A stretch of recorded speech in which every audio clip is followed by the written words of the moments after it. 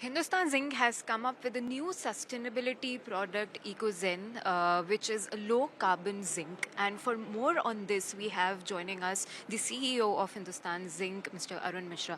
Thank you so much for joining us. And first, tell us about EcoZen, what it is about, and what are the key features of this? How can it contribute to the sustainability targets that you have?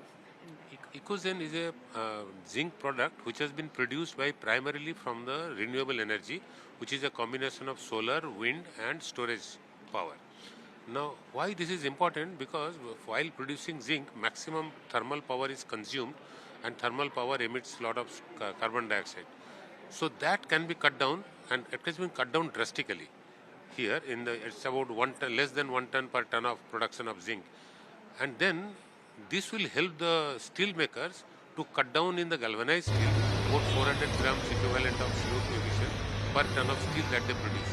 This will help those steel makers who are into flat products, galvanizing and selling in Europe. They will be able to show this as a certified product they are using, which is a much lesser carbon footprint than what they were using earlier.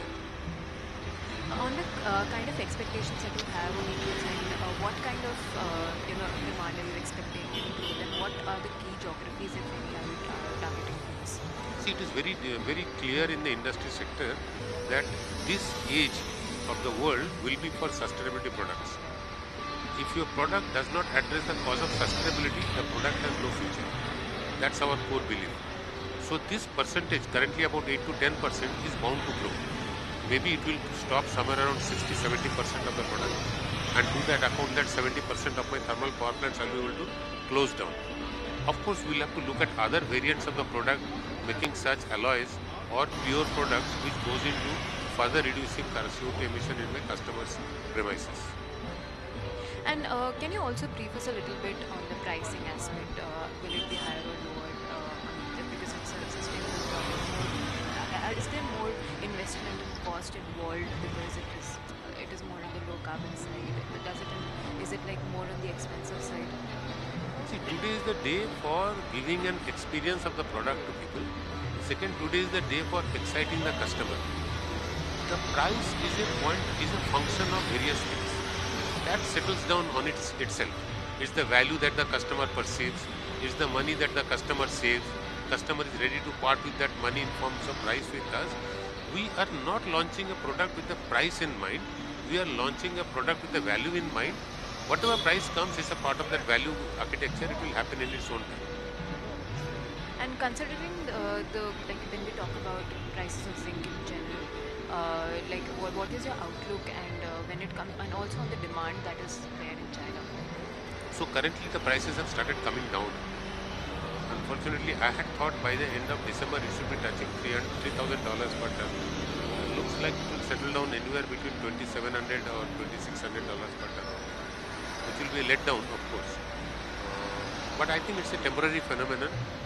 US elections are drawing closer, and I am sure with last Biden government having a huge push on infrastructure, whosoever new government comes will have to only increase it, not reduce it. So more infrastructure push in US would show their growth about 2.5 to 3%. Europe should come back to 2.5 or 3% growth rate that they have not seen. Most importantly, China, that picture is not yet clear. Russia-Ukraine war is not getting solved. Moral, and again we have in the Middle East there is an issue. So all these are casting doubt on the overall sustainability of the economic growth across the world. Fortunately, India being the only country in the emerging economy which is growing steadily at 6.5-7.5%, and the current budget the way it is, I think is likely to grow more than 7.5% next year. We would concentrate more on domestic market. Prices around 26-27 is something we should play with. Okay, and on other expansion plans around sustainability, what else is there anything else in the pipe that is in the pipeline? No, so first is in this direction only. We have got about 600 megawatt of our own thermal power plants. One, we have to reduce it to maybe 400 or 500 megawatt. We have to cut down, reduce it to about 100 megawatt, and replace about 500 megawatt of energy only by renewable power. That's the way to go first. Of course, we are doing a lot of work on water, which is much less spoken about here. We are currently about 3 times water positive. All our mines will be people will be surprised to see how large, gigantic water treatment plants were put up. We are doing the sewage treatment for entire Udaipur city by ourselves in our own plant and taking all the water for industry so that we don't have to touch the waters of the lakes. Water is another front where Hindustan Zinc will go far ahead of others in ensuring we don't tap any 1 liter of water from the nature. Rather, we use 100% of the sewage water from all the cities in our nearby areas and all the underground dirty water that comes out during mining, and that should be good enough for us. Okay.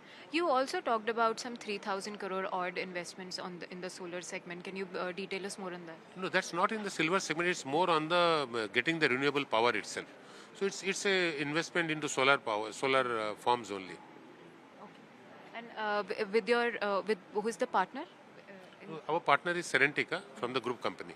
Okay. And slightly like on the post budget reactions I want to discuss. So I was reading a couple of articles where you mentioned that you wanted a hike in custom duties for zinc to in zinc especially. So in the budget, the kind of announcement that we saw, like a cut in BCDs for some metals, and at the same time, things like critical mineral mission that can have some impact on the mining sector. What is your reaction to the budget in general? No, so there are, for any industry, there are two viewpoints. One before the budget, one after the budget. Before the budget, your principle is, before God and government, don't shy down from asking. So we have done that part. Okay. After the budget is the blessings that you get. What you get is reality. We are operating in India with a 75 to 80% of the market share for last about 7-8 years, in spite of zero import duty from Korea and Japan. So the ground rule has not changed for us, or this budget has not made it adverse to us. There has been reduction in duty in terms of BCD on copper, gold, silver.